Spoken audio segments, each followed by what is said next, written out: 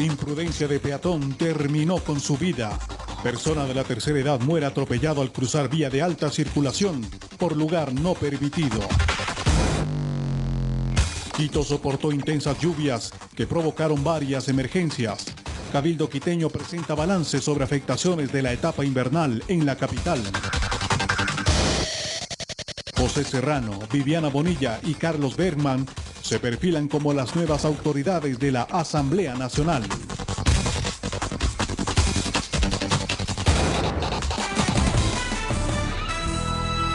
Martes 25 de abril del 2017, amigos, bienvenidos y bienvenidas a su informativo del mediodía, últimas noticias. Muy buenas tardes. Buenas tardes, María Fernanda, amigos televidentes, excelente tarde para todos ustedes. Bienvenidos a Últimas Noticias TV. Empezamos de inmediato con la información. Aquí iniciamos y con una información lamentable porque un hombre de la tercera edad perdió la vida en Simón Bolívar a la altura del sector de la Forestal. Aparentemente intentaba cruzar la carretera y fue embestido por un vehículo que circulaba en sentido sur-norte. Faltaban 15 minutos para las 6 de la mañana y un hombre agonizaba en el asfalto. Un vehículo fantasma que circulaba en sentido sur-norte supuestamente lo embistió cuando intentaba cruzar la vía Simón Bolívar. Presumen que fue lanzado varios metros. La gravedad de las lesiones terminaron con su existencia a los pocos minutos. Con el vehículo causante dado la fuga no se conoce características del vehículo. El percance se registró a la altura de la Forestal. Seguramente salió de casa a cumplir con sus actividades cotidianas, pero la muerte le sorprendió a medio camino. Lamentablemente se trataría de una imprudencia del peatón por intentar cruzar la vía en un lugar no permitido, sobre todo donde los vehículos imprimen grandes velocidades. Que a 300 metros del lugar tenemos un puente peatonal donde que tranquilamente las personas en calidad de peatones podemos hacer uso de este medio para cruzar la avenida. El hombre de la tercera edad no pudo ser identificado hasta cuando concluyó el levantamiento del cadáver. No llegó familiar alguno al sector. Aparentemente no se habría percatado de la presencia del vehículo o quién sabe calculó mal y la velocidad del automotor lo atrapó en media carretera. Desconocemos la identificación del caballero, únicamente se conoce que ya es el deceso de la persona en el lugar. Entonces más vale perder un minuto en la vida que la vida en un minuto. En este caso, antes de arriesgar su integridad esquivando a los vehículos, es preferible buscar un lugar seguro para cruzar, como son puentes peatonales, pasos cebras o semáforos. Se cruzan en la calle por no avanzar al puente y por eso son los accidentes. Por no demorarse un poquito más pasa todo eso. La vía Simón Bolívar es una carretera periférica donde los vehículos livianos pueden circular a 90 kilómetros por hora. Tenga en cuenta que el ser humano no puede ser más rápido que la máquina de 4 ruedas. En Quito informó Iván Casamen. Una persona fallecida es el saldo de un fatal accidente de tránsito ocurrido en la ruta El Espóndilus en la provincia de Santa Elena.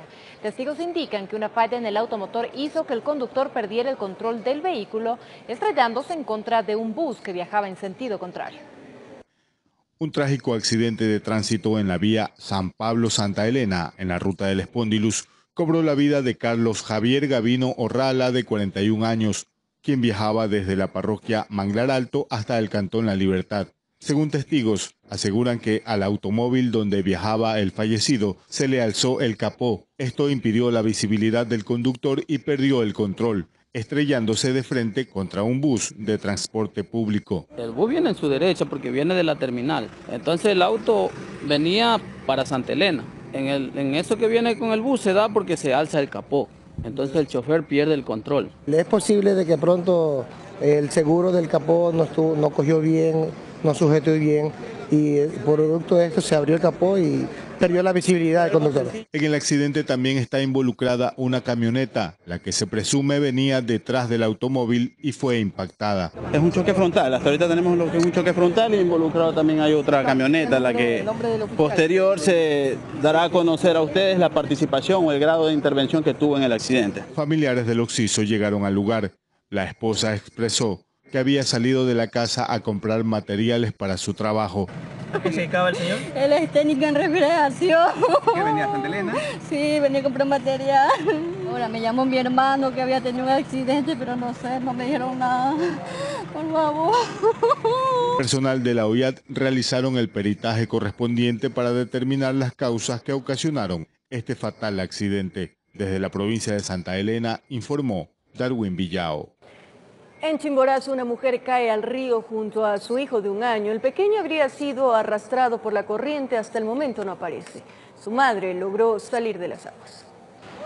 Comuneros y personal del Grupo de Operaciones Especiales GOE realizaban la búsqueda de un niño de 1 año de edad, quien se habría caído hasta el río Osogoche, junto con su madre. Dice que estaban pasando montado en burrito, el burro, así resbalando, ha botado en río. Así mi señora y mi hijita. Ya nos mencionan que del puente es que ha caído la señora encargada de bebé. La mamá es que ha salido, pero el bebé no se encuentra hasta el momento. La madre, quien logró salir aguas abajo, fue quien pidió ayuda, pero hasta el momento el río no ha devuelto al pequeño niño. La señora ha salido abajo, así cogiendo así en pajita. Y mi hijito, no sé cómo sería, ya he ido ya hasta hoy, un momento ya no asoma. Ellos también nos colaboran con la búsqueda del niño, pero hasta el momento no se ha localizado. Cuentan que este río ha matado a mucha gente, es por eso que le temen. Los lugareños tienen que atravesarlo por este endeble puente. ¿Cuántas personas han llevado? A veces algunos se han rescatado, algunas personas ya nunca se han aparecido, años verdaderamente. Aún guardan las esperanzas que el afluente devuelva al niño. Todos se han unido en su búsqueda, aunque el mal temporal del páramo los abraza. En Chimborazo informó Darwin Altamirano.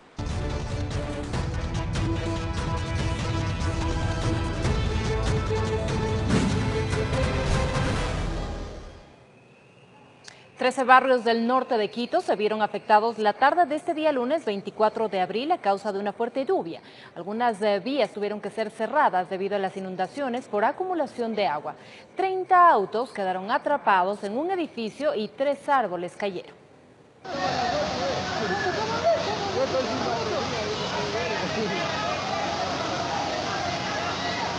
La imagen muestra a un rescatista cargar en sus brazos a una persona que quedó atrapada en su carro por una inundación. Donde se asienta la escalera es el auto que quedó sumergido.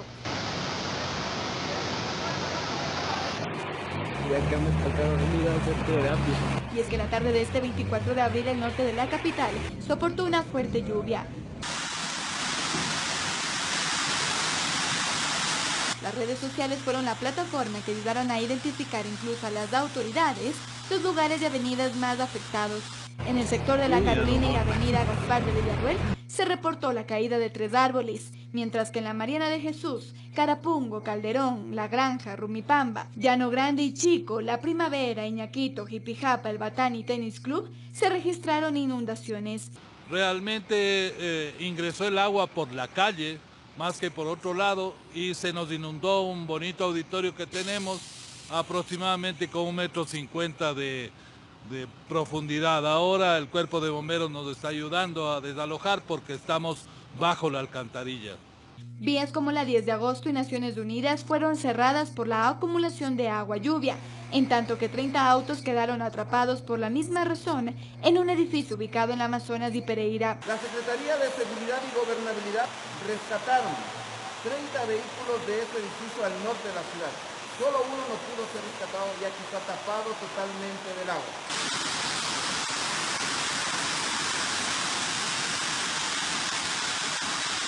Hasta el cierre de esta edición, los equipos de emergencia se encontraban desplegados en dichos lugares para brindar ayuda a los afectados. En Quito informó Andrea Orbe.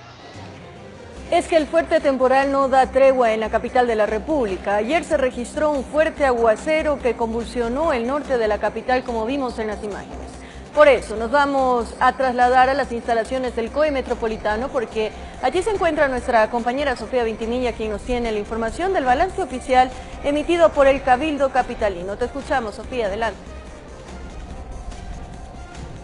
María Fernanda, amigos, una gran tarde para todos. Las autoridades municipales han señalado que este es el invierno más duro del distrito metropolitano en los últimos 30 años. Solamente en la tarde de ayer, en alrededor de 1 hora y 20 que duró este aguacero, en 40 minutos se acumuló cerca de 53 milímetros de agua, quiere decir 5 veces más de una lluvia normal. Además hay que recordar que el 10 de marzo pasado también se acumularon, pero en 8 horas, 71 milímetros. En total se registraron fueron 38 emergencias y por supuesto todos los organismos de respuesta y socorro capitalino atendieron todas estas emergencias y en alrededor de 3 horas, según han señalado las autoridades, la ciudad volvió a la normalidad. Cabe señalar que, por ejemplo, en el colector, en el paso deprimido de la Naciones Unidas 10 de agosto, la acumulación de agua, según las autoridades, se produjo por la acumulación en los drenajes de material de construcción que, según han señalado, se botó pocos minutos antes de que inicie este fuerte aguacero.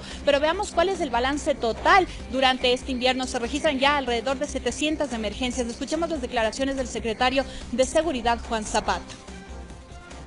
Lo que sí les decíamos, atendido ya 700 emergencias, de las cuales 195 son inundaciones, 298 movimientos en masa, ya tenemos 132 colapsos estructurales y obviamente 75 caídas de árboles. Nosotros tenemos 110 sancionados con temas de escombros en quebradas. Y si es que hay que analizar la normativa, pues la vamos a analizar. No olvide usted que inclusive tenemos volquetas retenidas, ¿no?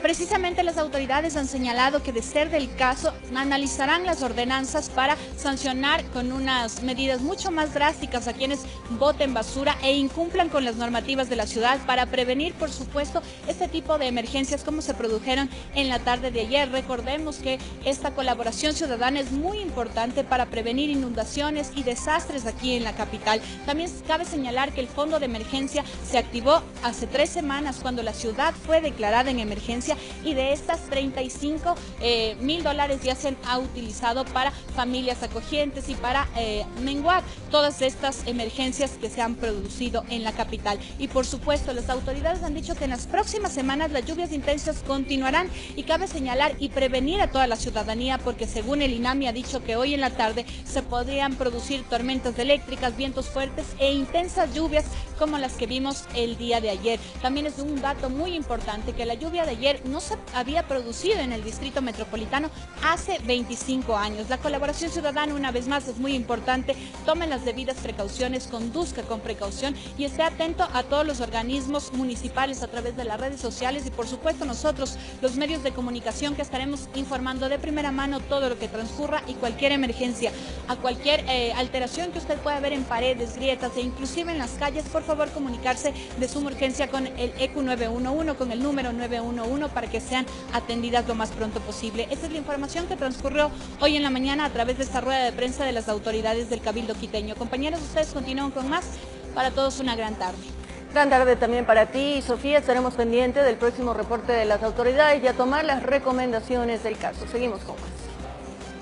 12 horas con 13 minutos, les contamos que el cuerpo semidesnudo de una mujer de aproximadamente 30 años de edad fue encontrado en un terreno baldío en el sector de la Loma de Puengasí, esto al sur de la ciudad de Quito.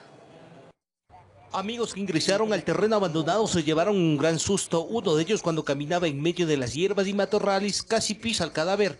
A paso rápido salieron para avisar de la novedad. Alcanzaron a ver que se trataba de una mujer. De aquí del sector del barrio. Yo dejamos todo esto en manos de Dios porque Él hará justicia. Policías de la UPC llegaron a verificar la novedad y confirmaron que tenía algunas horas de haber fallecido. La escena fue protegida hasta el arribo de agentes de la DINASED y Criminalística, quienes levantaron algunos indicios para las investigaciones en busca de esclarecer la muerte. Nuestros equipos técnicos están haciendo el levantamiento de indicios en el sitio del suceso y esperamos ya en las próximas horas dar alguna versión oficial con resultados positivos en torno a este lamentable caso. Los expertos indicaron que tenía cerca de 48 horas de haber fallecido. La mujer fue identificada por algunos vecinos del sector de la Loma de Puengasí, al suroriente de Quito. Se trataba de Karina T., de aproximadamente 30 años de edad. A simple vista de lo que hemos podido examinar, no tenemos la presencia de heridas punzocortantes o algún otro tipo de heridas, ¿no? Algo que llamó la atención de los agentes investigadores fue que la mujer estaba semidesnuda. Aparentemente el sitio era lugar de reunión de mendigos y alcohólicos, es decir, llegaban a compartir sus vicios. Vamos a verificar eso, ya requiere de exámenes más técnicos, requiere de otro tipo de inspección ya con los especialistas. La familia no la buscó porque ya no era novedad para ellos que desaparezca por algunos días, siempre regresaba, pero en esta ocasión fue distinto. No llegó porque algo pasó, seguramente no despertó de ese sueño eterno, tal vez luego de compartir largas horas con sus amigos de la soledad. Hagan algo imagínense, en ese tanto monte que hay ahí, no se puede ver ni qué pasa. Luego de cumplir con los trámites de defunción, el cuerpo de la madre, que dejó a un menor de 11 años en la orfandad, fue retirado de la morgue. La autopsia reveló que la causa de la muerte fue edema agudo de pulmón. En Quito informó Iván Casamen.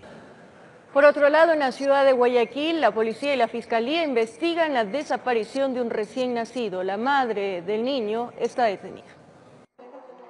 Según familiares de la mujer, el pequeño permanece desaparecido desde hace una semana. Por su parte, la progenitora, quien fue retenida por la Policía Nacional, asegura que el menor falleció hace varios días. Pues no tengo nada que ver que supuestamente que un niño que ha desaparecido, me están echando la culpa a mí, sin querer queriendo. Una muchacha que yo tenía como casi 4 años que no la veía. Y por el Facebook me escribe que estaban vendiendo un nacido vivo, que si después tenía alguna persona. Pero yo no tengo cuenta, yo no sé porque yo tengo mis papeles. Existe la sospecha de que la mujer vendió al menor a través de las redes sociales con la ayuda de su expareja de nacionalidad colombiana. El hombre también fue retenido para investigación. ¿De qué manera lo quieren involucrar? Que yo sé que yo voy a enterrarlo con ella. No, que verdad va a ser una cosa esa, mano. ¿Cuándo supuestamente lo enterraron y dónde? Pues no sé, que esta semana. Y ya estuve en mi casa el día jueves. En las próximas horas, quienes investigan el caso acudirán al lugar donde supuestamente permanecen enterrados los restos del pequeño, para así descartar la hipótesis de que fue vendido. Informó Jorge Salazar. 12 horas con 16 minutos, momento de hacer una pausa comercial y les contamos al volver que el fiscal general del Estado anunció que se espera en los próximos días más resultados de la cooperación penal internacional en torno al caso Odebrecht. Además, el presidente de la República, Rafael Correa, advierte que podrían expropiarse más terrenos para el Parque Samanes.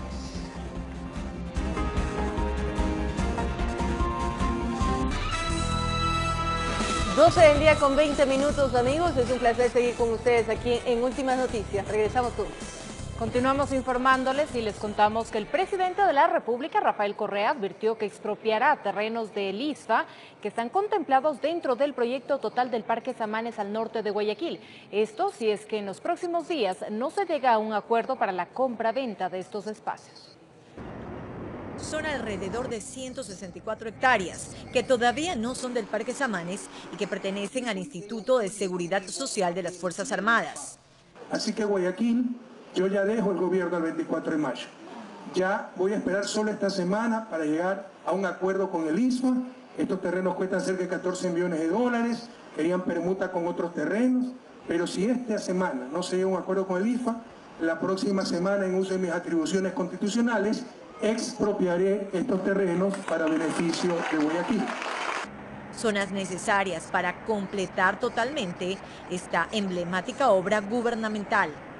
Expropiación no significa confiscación, no significa incautación, no significa que quitamos los terrenos y no damos nada a cambio, no, significa venta forzosa. Señor, usted está obligado a venderle los terrenos al gobierno para el Parque Samanes Guayaquil y de acuerdo al valor catastral, esto vale tanto y se lo depositamos donde usted quiera. Pero puede ser que después en base a presiones se revierta esa expropiación. Así que Guayaquil a estar muy atentos a no dejarnos quitar este sueño compartido, que es el Parque Samanes, el parque más grande del mundo que se construye en los actuales momentos. Estas declaraciones las hizo en el marco de la inauguración del Coliseo Abel Jiménez Parra, nuevo escenario deportivo que reemplaza al antiguo que se encontraba en el centro sur de la ciudad. Ícono del baloncesto provincial y nacional. La infraestructura cuenta con canchas múltiples, espacios para otras disciplinas deportivas y capacidad para albergar a 1.300 espectadores. Tuvo una inversión de 6.3 millones de dólares. Además de esta obra, el primer mandatario inauguró un moderno paso peatonal sobre la avenida Francisco de Orellana, paso que cuenta con un área para ciclistas y que une la parte de senderos con las canchas del Parque Samanes. Informó Marcela Maquilón. En otro ámbito, atención, el fiscal general del Estado anunció que se espera en los próximos días más resultados de la cooperación penal internacional en torno al caso Odebrecht. El exministro de Electricidad, Alexei M., fue detenido el pasado viernes tras un operativo impulsado por la Fiscalía, acusado de haber recibido coimas de la empresa brasileña. El fiscal general lo reconoce. La asistencia penal que llegó desde España en febrero pasado, luego de las declaraciones de un ex alto funcionario de Odebrecht, fue la pieza clave y fundamental para lograr la detención del ex ministro de Electricidad Alexei M. y de Marcelo E., alto ejecutivo de una empresa.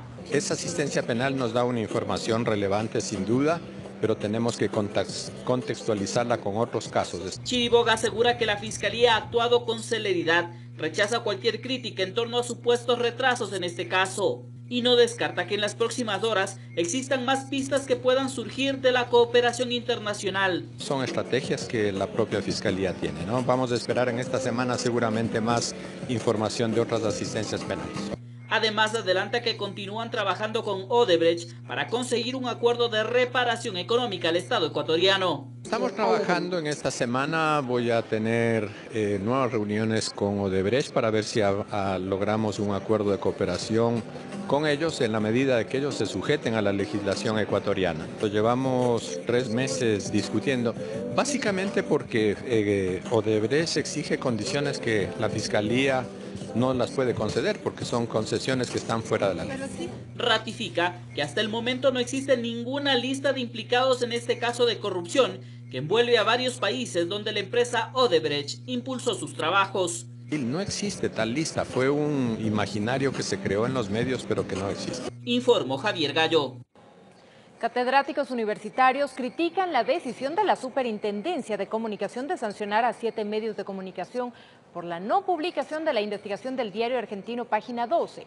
Los expertos aseguran que la ley de comunicación está siendo mal utilizada.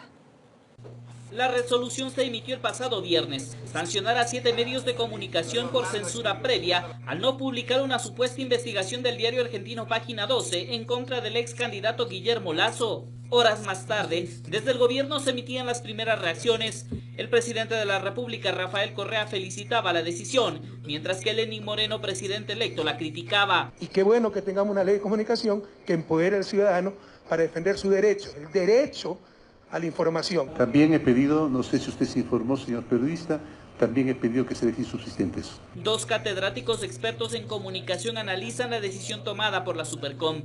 Para Fernando López y María Eugenia Garcés, la resolución de sanciones es desproporcionada y fuera de lugar. No puedes tú obligar a un medio de comunicación a publicar una información que primero no es generada por el medio.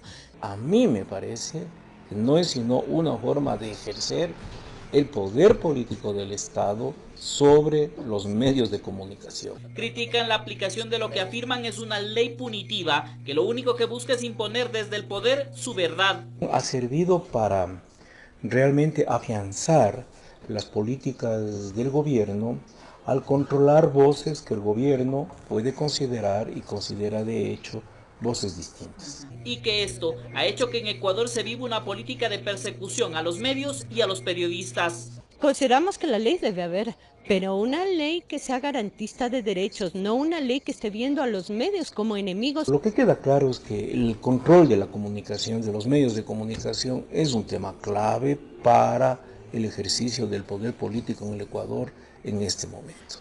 Ellos consideran que la ley de comunicación debe ser reformada de manera integral y que el nuevo gobierno debe impulsar esta reforma. Tendría que, en el caso de la comunicación, abrir un espacio distinto. Yo sinceramente creo que él no tiene la fuerza suficiente para hacerlo. Creo que él es un prisionero de su propia elección. Informó Javier Gallo. Noticias RCN y NTN 24 rechazaron la sanción impuesta por la Superintendencia de Comunicación de Ecuador en contra de los medios de Coavisa, La Hora, Expreso, El Universo, Televicentro, Teleamazonas y Diario El Comercio. A través de un comunicado, los canales internacionales calificaron a la medida como una vulneración a los derechos de la libertad de prensa y expresión establecidos por los estándares internacionales que protegen a los ciudadanos y a los medios de comunicación en América Latina.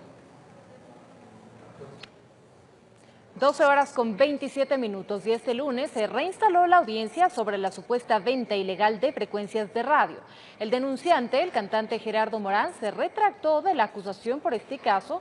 Estaban siendo investigados el ex integrante del Consejo de Regulación de Comunicación Cordicom, Marcos P., el empresario Tulio M. y Diego A. por el supuesto delito de asociación ilícita. La fiscal a cargo del caso emitió un dictamen abstentivo y explicó que con el cambio de declaración ya no se podía comprobar la existencia del delito, por tanto no se acusó a ninguno de los involucrados y ordenó el levantamiento de todas las medidas cautelares y reales que pesaban sobre ellos. En otro ámbito de la información, el IVA del 14% se aplicará hasta el 31 de mayo. Así lo dispone la normativa de la Ley de Contribución Solidaria aprobada por la Asamblea Nacional para obtener recursos que aporten a la reconstrucción de las zonas afectadas por el terremoto. Desde el sector productivo esperan que a partir de esta fecha el comercio incremente. La normativa de la Ley de Contribución Solidaria dispone que el incremento del IVA del 12 al 14% sea temporal y deba aplicarse hasta el 31 de mayo del presente año. Para el oficialista Carlos Berman, dice que comparte la preocupación de líderes y representantes de las zonas afectadas por el terremoto. Considera que se debe buscar respaldos económicos para continuar con la reconstrucción. Culmina ya tal como fue prevista, es decir, un año exactamente, y desde luego el IVA regresaría ya a su valor inicial, que es el 12%. Yo creo lo que hay que buscar es que en el presupuesto del 2017, 2018 y si amerita hasta el 2019, buscar los recursos que permitan que ninguna obra de las cuales ya están contratadas, las que se estarían por contratar y las que podrían contratarse, estén con el respaldo financiero, y eso es lo que buscamos. Patricio Alarcón, presidente de la Cámara de Comercio de Quito, hace una evaluación a los 11 meses de vigencia de esta ley, pues evidencia que la recaudación ha crecido considerablemente. Si comparamos el mes de enero del 2016 contra el mes de enero del 2015, se recaudó alrededor de $200 millones más. Esto le ayuda al Estado, ciertamente, para seguir con el gasto corriente. Sin embargo, añade que esto ha afectado a las ventas del sector comercial. Y si vemos qué es lo que sucedió en el 2016, las ventas del comercio bajaron alrededor de $7.000 millones. Y eso es un impacto muy grave. Lo que decir de Alarcón ha desencadenado en un decrecimiento de empleo con alrededor de 50.000 plazas, generando además problemas para todo el encadenamiento productivo, por lo que considera que el sector comercial necesita un respiro. Y lo que necesita el Ecuador es un shock de confianza en este momento. Necesitamos de estabilidad. Entonces, por un lado, creo que se debería permitir que crezca el consumo, que crezcan las ventas, y por otro lado no deberían existir, no deberían enviar nuevos proyectos de ley.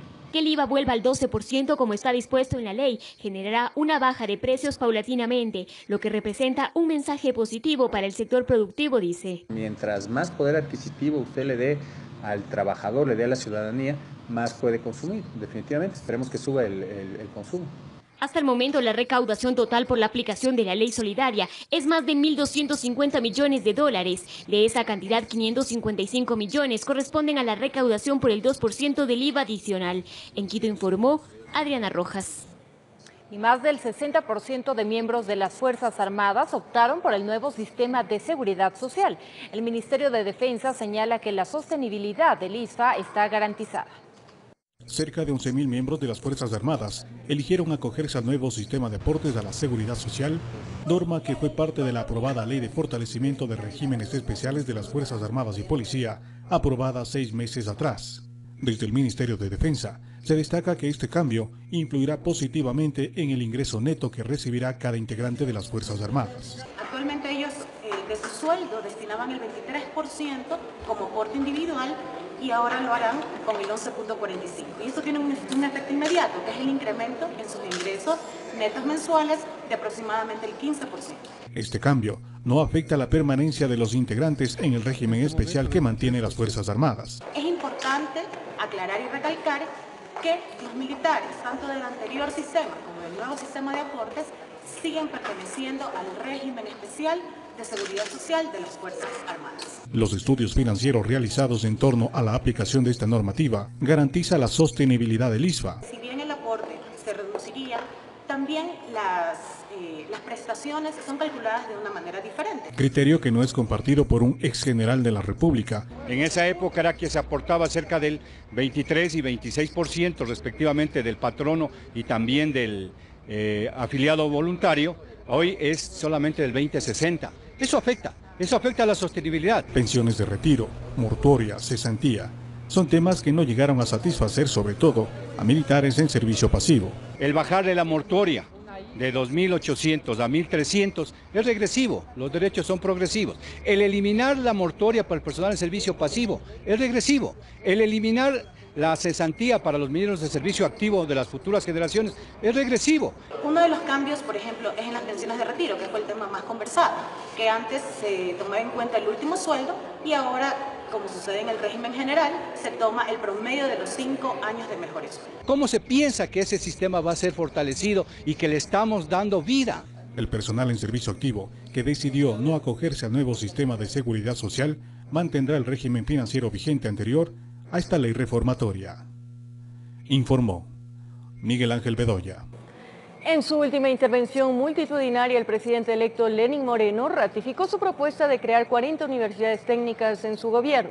Expertos en el tema analizan el planteamiento y coinciden en que sería irrealizable. El pasado 22 de abril, en un acto multitudinario denominado Jornada por la Paz y la Democracia, el presidente electo Lenín Moreno ratificó, entre otras cosas, su propuesta de crear 40 universidades técnicas. Para que ningún estudiante que desee seguir preparándose, seguir identificándose con la tecnología de última generación, con la ciencia de punta, pierda ese derecho. Según Germán Rojas, antiguo integrante del Consejo de Educación Superior y actual docente de la Escuela Politécnica Nacional, este planteamiento es irrealizable. Crear 40 nuevas universidades requiere ingentes recursos económicos y también ingentes recursos en lo que tiene que ver con personal académico. Milton Luna, del Contrato Social por la Educación, coincide con este criterio. Yo lo veo muy complejo.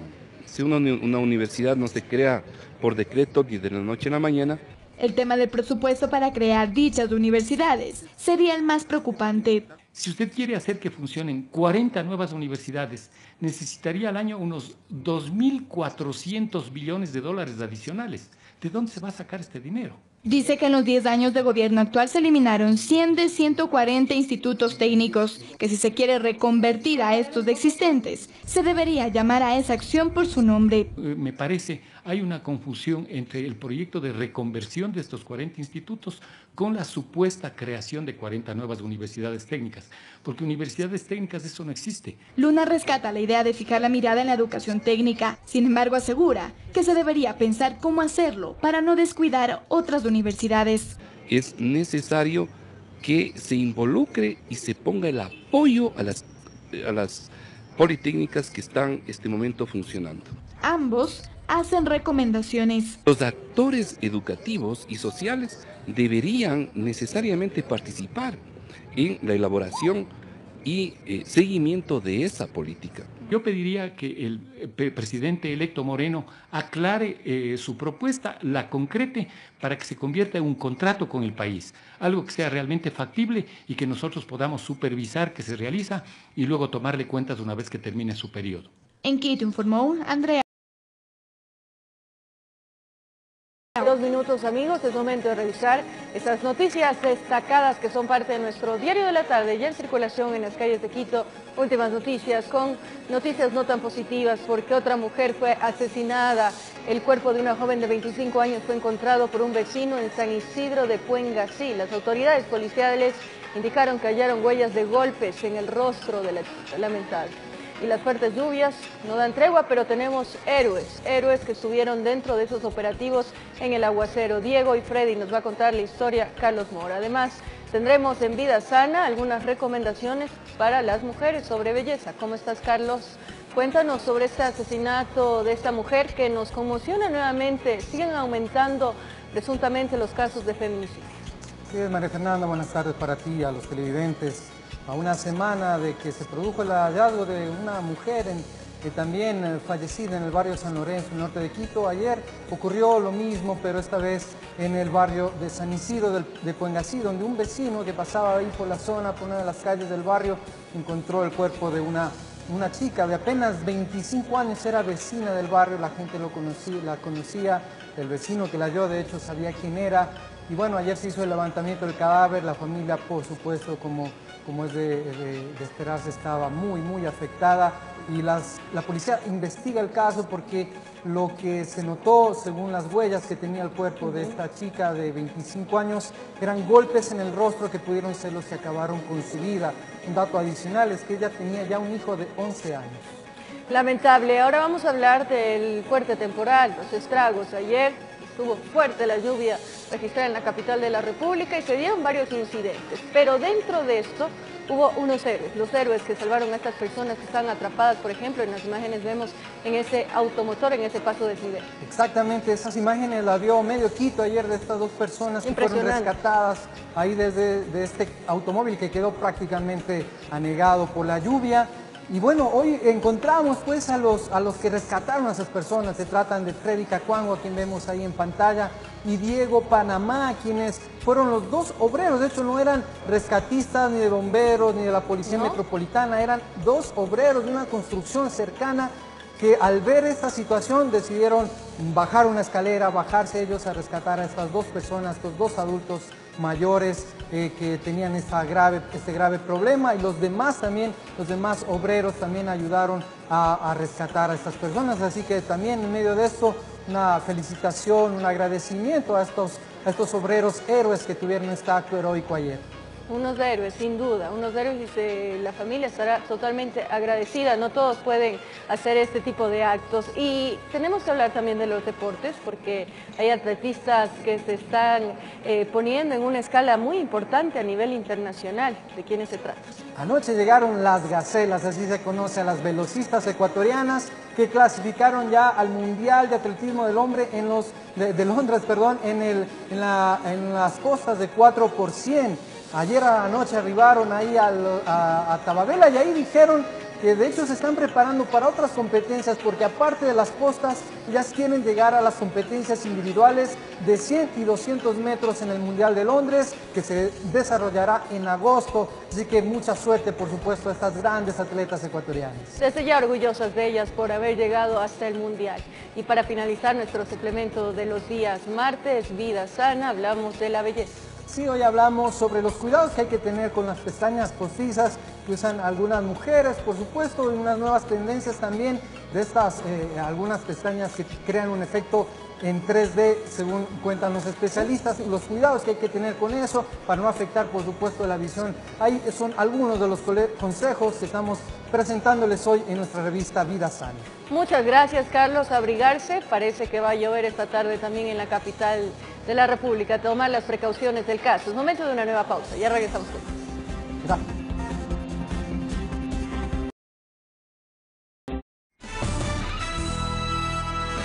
Estamos de regreso con más información para contarles que dentro del bloque de Alianza País se analiza la posible conformación de la nueva asamblea. José Serrano, Viviana Bonita y Carlos Bergman recibirán las principales dignidades de la legislatura. Javier Gallo nos tiene los detalles al respecto. Javier, buenas tardes, adelante. Gracias, compañeras del Estudio Central, amigos televidentes, muy buenas tardes. Dentro de la Asamblea Nacional y dentro del bloque de Alianza País va trascendiendo cómo quedaría conformada la próxima legislatura en torno a las principales dignidades y a los miembros del Consejo Administrativo de la legislatura. Según la información que trasciende dentro del bloque de País, José Serrano sería el próximo presidente de la Asamblea. La primera vicepresidencia la ocuparía Viviana Bonilla, la segunda el asambleísta Carlos Bergman, la primera vocalía del CAL la asambleísta Soledad Buendía, la segunda vocalía sería para Verónica Arias, la tercera para un representante del bloque de Creo y la cuarta vocalía del CAL para un representante de los socialcristianos. Acá dentro de la legislatura se han analizado estos nombres y se espera que hoy en la tarde en la reunión del bloque de Alianza País estos nombres sean ratificados. Eso es lo que se ha dicho hasta este momento dentro de la Asamblea. Dentro del bloque de Alianza País circula ya la lista de los asambleístas que encabezarán las principales dignidades en la próxima legislatura. Se confirma que José Serrano será el presidente de la Asamblea, Viviana Bonilla ocupará la primera vicepresidencia y la segunda vicepresidencia será para el manabita Carlos Bergman. Él asegura estar dispuesto a asumir la responsabilidad que el bloque le otorgue. Todos los ecuatorianos tenemos derecho. Cuando participamos en una ley electoral, desde luego estamos predispuestos a alcanzar las más altas dignidades que representamos en este momento. Afirma que ocupar una vicepresidencia no le disgusta y que esto sería una muestra de agradecimiento al pueblo manabita por la alta votación que recibió el partido de gobierno. Nosotros somos hombres de principios democráticos. Creo que esa representación no solamente en el caso nuestro será a título personal, sino en homenaje a nuestra provincia. Las dos primeras vocalías del CAL estarían ocupadas por Soledad Buendía y Verónica Arias. Buendía afirma estar también dispuesta a asumir el reto. A mí no me desagrada ninguna tarea que me ponga mi movimiento. Ahí tendremos la firmeza, la voluntad y la militancia para trabajar, sea cual sea el espacio. La tercera y cuarta vocalía la ocuparía un representante del movimiento Creo y otro los socialcristianos. Ellos esperan reunirse con los asambleístas electos a más tardar la próxima semana. Cristina Reyes y Luis Fernando Torres son los nombres que suenan para ocupar este cargo. Sí, está la posibilidad. Sin embargo, esto se definirá ya al interno de nuestro bloque y pues el 14 de mayo, después de la posesión de la directiva, pues se dará a conocer esa decisión. Se ha mencionado mi nombre. Esto tendrá que ser decidido inicialmente por el bloque y después por la mayoría al interior de la Asamblea, ya que se trata de una elección. Todo esto sería ratificado esta tarde y noche en la reunión que mantendrán los legisladores electos en las últimas votaciones por parte del bloque de Alianza País. Los 74 legisladores se reunirán con el buró político para tomar estas decisiones. Como les decimos, serían los nombres que ocuparían las principales dignidades dentro de la próxima legislatura que se posesionará el próximo 14 de mayo. Esa es la información desde la Asamblea Nacional a esta hora. Regresamos al estudio. Tienen más información adelante. Muy buenas tardes. Buenas tardes, Javier. Muchas gracias por esa valiosa información. Continuamos con más noticias. Sí, ahora les contamos que el Gobierno Nacional inauguró el complejo judicial en el sur de la capital y la unidad de flagrancia Quitumbe. Allí se encuentra nuestro compañero Héctor Romero, y quien nos tiene la información. Adelante, Héctor, ¿cuáles fueron las palabras del presidente de la República? Buenas tardes. Hace pocos minutos culminó la inauguración del complejo judicial ubicado precisamente en el sector de Quitumbe, que contó con la presencia del presidente de la República, Rafael Correa. Como ustedes pueden ver, la gente ya está acercándose a los servicios que da este lugar. Pues hablamos de la unidad judicial de la familia, mujer, niñez y adolescencia, unidad judicial civil, penal y tribunal de garantías penales. Se estima, como decíamos, que más de 1 millón de personas son las que se van a beneficiar de este nuevo complejo ubicado en el sector de Quitumbe, muy cerca al terminal terrestre. A este ya se suma al que fue inaugurado precisamente en el norte, en el sector de Iñaquito, pero el presidente de la República, Rafael Correa, en su intervención en este evento de inauguración, se refirió a varios temas. Entre estos pudo explicar las condiciones y el alcance que tendría el Código Orgánico de Seguridad. Escuchemos al presidente de la República. Este Código Orgánico es tan necesario porque, por ejemplo, no están reglamentados los sueldos, las jerarquías para grupos jerárquicos armados, muchos de ellos, ya policía aduanera, por ejemplo, ¿no? Que no sean Fuerzas Armadas y Policía Nacional, propio Cuerpo de Bomberos. No existe homologación de grados, no existe programa de retiros. Todo esto trata de organizar este código, pero también trata de mejorar el servicio de protección de las altas autoridades.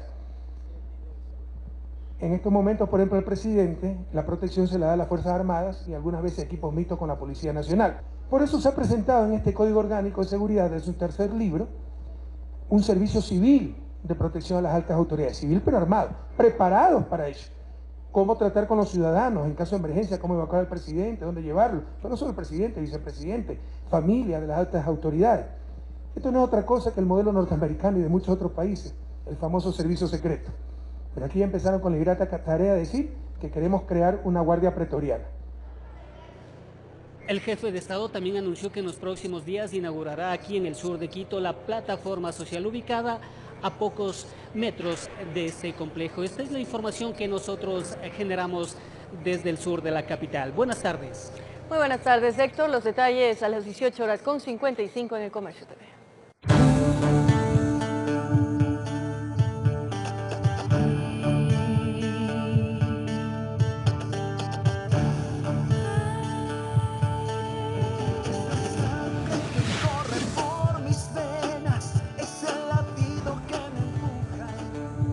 Los preparativos para la carrera más importante del país y de Latinoamérica, la Quito Últimas Noticias 15K, se intensifican. Consultamos a dos referentes del atletismo, quienes comparten sus secretos para conquistar esta emblemática competencia.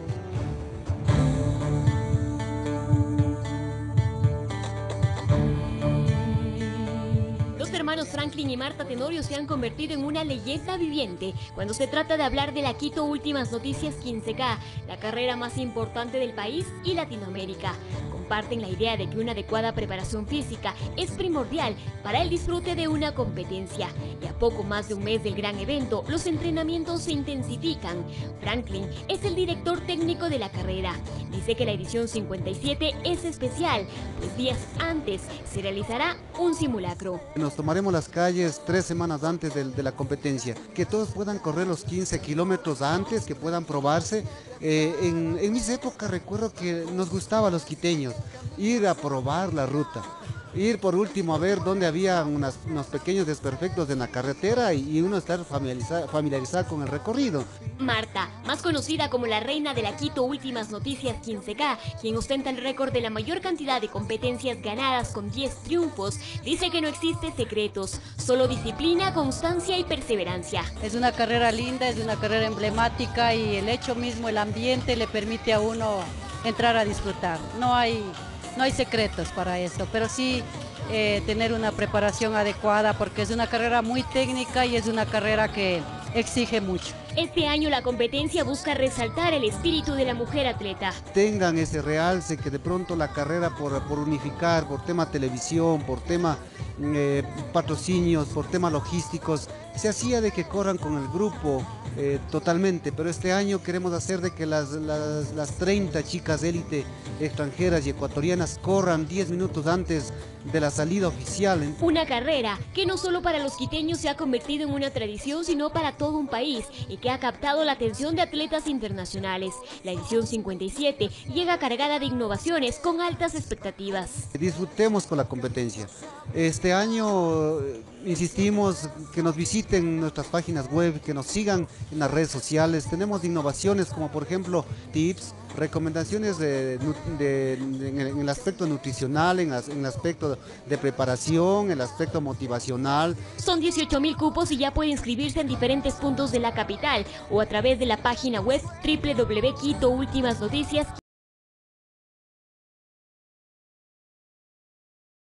Y con esto llegamos al final de Últimas Noticias TV. Muchas gracias por su sintonía. Un excelente martes para todos. Y nos reencontramos a las 18:55 en el Comercio TV. No se lo pierdan. Un abrazo.